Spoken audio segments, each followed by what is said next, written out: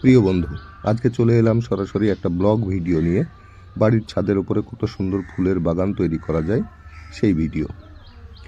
এই ফুলের বাগান পরিচর্যায় যিনি ব্যস্ত রয়েছেন তিনি হচ্ছেন নিশান্ত মণ্ডল, গ্রাম পোস্ট বামনাবাদ, থানা রানীনগর, জেলা মুর্শিদাবাদ।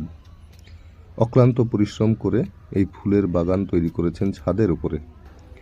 ছোট, মাঝারি, বড় বিভিন্ন ধরনের টবের উপরে গাঁদা, চন্দ্রমল্লিকা, ডালিয়া সহ ভ্যারাইটিস ফুল রয়েছে। সবগুলোর নাম আমি যদিও জানি না, তবে পুরো ছাদটা ঘুরে ঘুরে দেখাবো যে কত পরিশ্রম করে নিয়মিত পরিচর্যা করে এই সুন্দর ফুলের বাগান তিনি তৈরি করেছেন।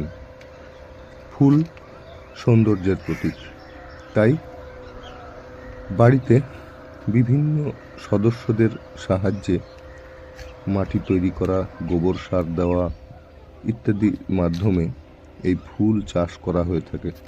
বাড়ির সৌন্দর্য প্রকাশিত হয়। এছাড়া নিত্যদিন কাজের মাধ্যমে নিজেকে ব্যস্ত রাখা যায়। এছাড়া জমিতে যদি ব্যবসায়িক ভিত্তিতে ফুল চাষ করা যায় সেটাও কিন্তু একটা লাভজনক ব্যবসা। বর্তমানে এই ফুল থেকে কিন্তু আবার মধু পাওয়া যায়।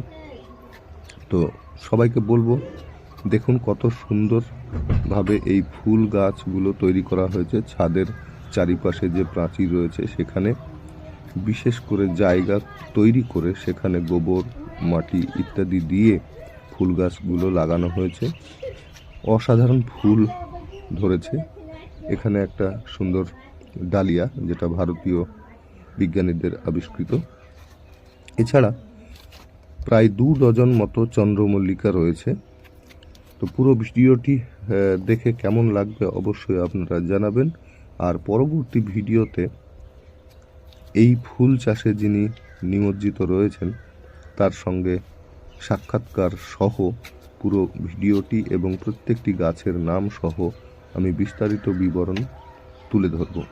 আপাতত পুরো বাগানটি আমি পরিদর্শন করে ভিডিওগ্রাফি করেছি সমস্ত দর্শক বন্ধুদেরকে দেখানোর জন্যই, যে বাড়ির ওপরেও কত সুন্দর ফুলের বাগান তৈরি করা যায়। অনেকেই আছে ফুল প্রেমিক যারা বাড়িতে নিয়মিত এইভাবে ফুলের চাষ করে থাকেন। এছাড়া পরবর্তীতে গ্রীষ্মকালীন মরশুমি কিছু ফুল চাষের প্রস্তুতিও চলছে। সম্পূর্ণ ব্লগ আকারে দেব আবারও নেক্সট ভিডিওতে। ততক্ষণ পর্যন্ত আপনারা অপেক্ষা করুন। আর এই ফুল বাগানটি কেমন লাগছে অবশ্যই জানাবেন। আর অবশেষে দেখা যাবে